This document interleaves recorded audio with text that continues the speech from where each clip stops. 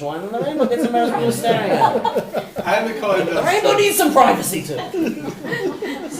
I'm on the job all the time. I come out, everyone's looking at me. Okay, now it says like this. Now he says the Rosh was asked this question. Nish'al HaRosh. The Rosh was asked this question. Sharon, your question. They say, how are you going to look at a rainbow when you say the bracha if you can't look at a rainbow? So he says, no. En mistakel kero'eh. There's a difference between the word mistakel and ro'eh. Mistakel mosif umedakdek. Mistakel, you're like looking and really looking carefully. That's more than a ro'eh. Ro'eh is like to look at, and mistakel is more like to study, to stare at. You can't stare at the rainbow, but you are allowed to look at the rainbow. Okay, now there's a very interesting thing. Did anybody ever hear this idea that you're not supposed to tell another person when you see a rainbow? Yeah? Okay, so this is... Is that a Brooklyn halacha? Really? What? So you can't even say, hey kids, look over there. That's not over there. Now, let's see. Can't do that. Cannot do it. Why can't you do it? Let's see. So, there is such a thing. The Mishnah Berurah brings such a thing. The Mishnah Berurah brings it down, and it says that you are not supposed to tell another person when there's a rainbow, and it's based on the Chai Adam. Let's see what the Chai Adam says. Why does he do that? Because it goes like this. Because the Gemara has this very famous idea, which says that when there's a person who's a very big tzaddik and goes to Olam Haba, they ask him this question. They say, was the rainbow was a rainbow seen in your days? If a rainbow was seen in his days, it means he was not such a big tzaddik. Why? Because the Gemara says it a few times. What? I don't know offhand, but it's many times. Now, why? Because the rainbow is like Hashem is Zocher HaBrit. It's like Hashem says, I was going to put a flood on you, but I remember I deal with Noach, I'm not going to do it. Okay. So that means, but if the person was a big tzaddik, then Hashem wouldn't be destroying the world anyway. So it says, if you're a big tzaddik, then it shouldn't have been a rainbow in your time. So therefore, every time you see a rainbow, it means on some level that what? That Hashem was planning to destroy the world, but there was the Brit, and says no. Now the Chai Adam says, he says, Matzati v'sefer echad, I found in a book, Shmona elam mimeni, but I forgot the name of that book. But I found it in a book. She'ein lahagid lachavero sheyesh kesher, not to tell your friend that there's a rainbow, mitam motzi diba, because it's like you're saying lashon hara about the whole generation. Because if you say, hey, there's a rainbow, it means we all stink, we're all sinners, and God was going to destroy the world.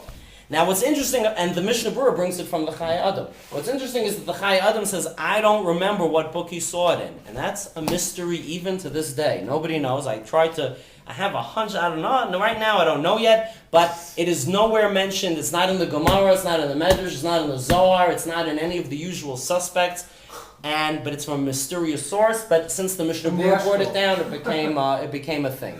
Now, what? I don't know. See, we'll talk about it another time.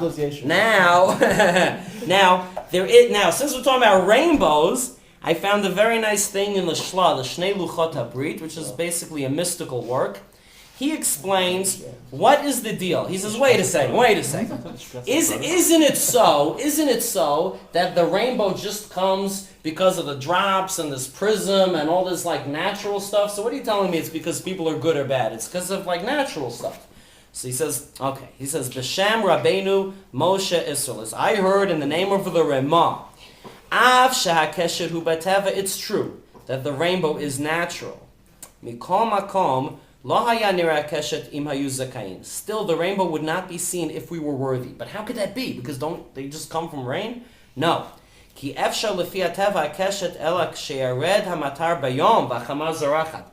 in order for there to be a rainbow, there's got to be sunlight. It's got to be during daytime. And if we were really good, when would it rain? Friday. That's right. That's what the Gemara says. Only Friday nights when everybody's home tucked in bed and it never rains on you. So therefore he says, this is why in the Gemara, here it is, Ktubot Daf Ayin Zayin Amud Bet, when they said to Rabbi Yeshua ben Levi, Nirata Keshet Beyamecha, was the rainbow seen Beyamecha? Beyamecha meaning in your daytime, in the daytime.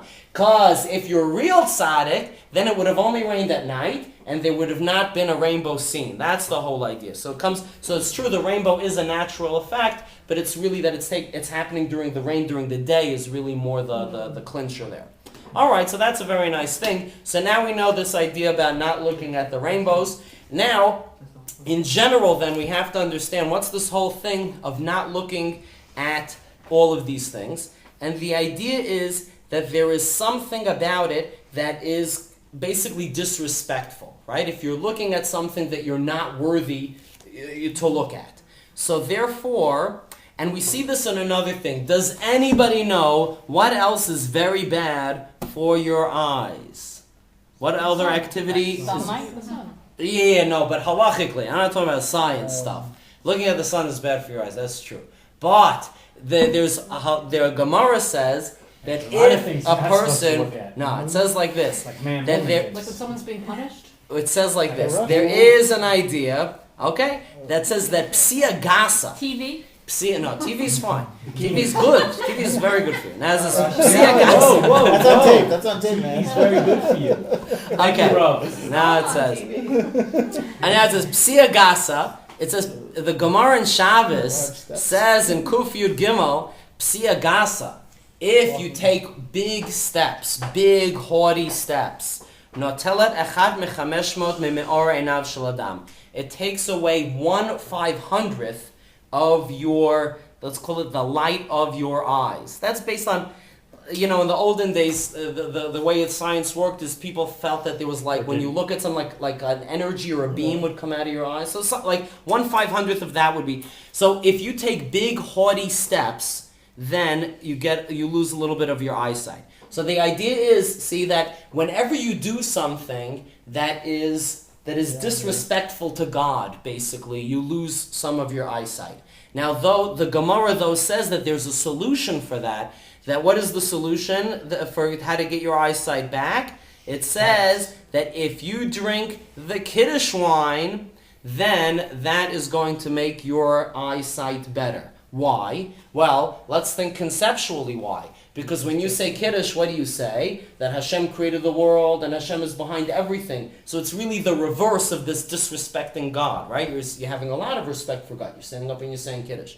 By the way, what? It's a tikkun. That's the tikkun for it. It's exactly tikkun. Now, Rav Natronai Gaon says that this also, he's one of the Gaonim from the 800s, he says this is the reason why we do Kiddush in shul. Because, as you know, there's a rule that you're only supposed to do Kiddush where you eat. And it bimkom suda. If you make Kiddush and you're not eating, then that Kiddush doesn't count. That's why whenever in shul they have Kiddush, there's cake there. Because it has to be in conjunction with the meal. Kiddush doesn't count if it's not in conjunction with the meal. The Gemara then says, wait a second, so how can we make Kiddush in shul? The Gemara explains, because there used to be people who would sleep over in shul. The shul used to be like, for poor people, they would stay over in shul also. They would stay in a little, part over there. There was a room and they would eat and sleep in shul. So it was for them. But Rav Natronai Gaon says, fine, that's in Gemara times. But now in the 800s, nobody sleeps in shul. There's no people like that. So why do we do Kiddush in shul? He says, I'll tell you why. Because it's the refuah. Because some people are too poor and they can't afford wine. So at home, what are they making Kiddush on? Challah. And so what about their eyes? What about their vision? What's going to happen with that? So therefore, since these people might be taking haughty big steps, and they need some Kiddush wine to make their eyes better, we make Kiddush in shul for those people, and we give, that's why we make Kiddush in shul. And now you know why they make Kiddush, at least according to Rav Natronai Gaon. Kiddush in shul. Because we're in Israel, but in America they still do that, right? America, I think Not back really Friday cake, night, what? Yeah, What? They would have Friday night Kiddush. Yeah, sure. What? Little kids go up. Oh, the little kids go up. The little kids go up. That's the whole trick. Because since they know that this is a fraudulent Kiddush, since it's not connected with a meal, so a regular grown-up person can't drink from this fake Kiddush, so they sent a little kid to drink it. However, Rav Natronai Gaon says, no, the real reason is for all the people with, wearing glasses in the audience over there, they should come up and have. So that's the idea then of all your vision problems resolved. Cover our eyes in Shema? What? Oh, the reason to cover our eyes in Shema is kind of similar. It's to have kavanah. It's to not have hesach hadat. So you cover your eyes, so you shouldn't be distracted with other things. Close your eyes is good too. However, there's also an idea, Al Pi Kabbalah, like the